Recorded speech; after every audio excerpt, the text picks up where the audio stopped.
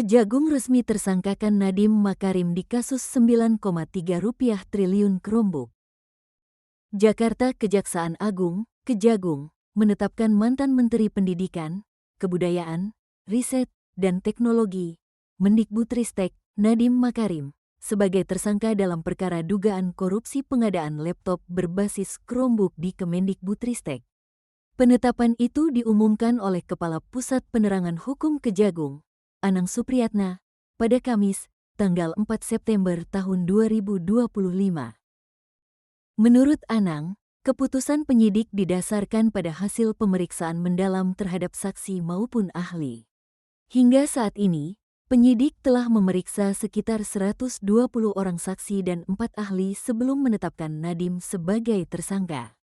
Penyidik melakukan pendalaman, pemeriksaan, dan pemanggilan terhadap saksi kurang lebih 120 dan juga 4 ahli, ujar Anang. Dalam kasus ini, Nadiem disangka melanggar pasal 2 ayat 1 atau pasal 3 junto pasal 18 Undang-Undang Tindak Pidana Korupsi serta pasal 55 ayat 1 pertama Kitab Undang-Undang Hukum Pidana (KUHP). Dugaan penyalahgunaan kewenangan itu berkaitan dengan pengadaan perangkat teknologi informasi dan komunikasi (TIK) di lingkungan Kemendikbudristek.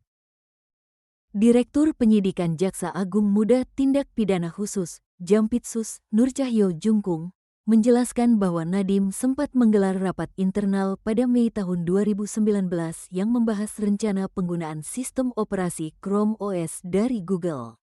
Instruksi itu disebut keluar sebelum proses pengadaan resmi dimulai.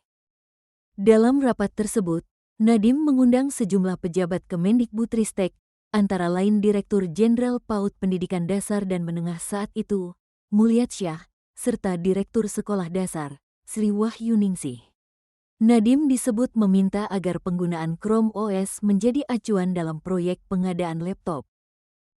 Sebelumnya, Kejagung telah menetapkan 4 tersangka lain, yakni mantan staf khusus Mendikbudristek Juristan, konsultan teknologi Kemendikbudristek Ibrahim Arif, Dirjen PAUD Pendidikan Dasar dan Menengah periode 2020-2021 Mulyatsyah, serta Direktur Sekolah Dasar Kemendikbudristek 2020-2021 Sri Wahyuningsih. Kasus ini bermula dari pengadaan laptop untuk PAUD, SD, SMP, dan SMA dengan nilai anggaran mencapai Rp9,3 triliun pada periode 2020-2022. Pengadaan yang sedianya bertujuan mendukung akses pembelajaran digital, terutama di wilayah tertinggal, terdepan, dan terluar, 3T, justru diduga disalahgunakan dengan mengarahkan spesifikasi pada produk tertentu. Dalam kajian awal Kemendikbudristek sendiri, laptop berbasis Chrome OS sempat dinilai memiliki sejumlah kelemahan dan dianggap kurang efektif digunakan di Indonesia. Meski begitu, proyek tetap berjalan hingga kini berujung pada penyidikan dugaan tindak pidana korupsi yang melibatkan mantan menteri sekaligus pendiri Gojek tersebut.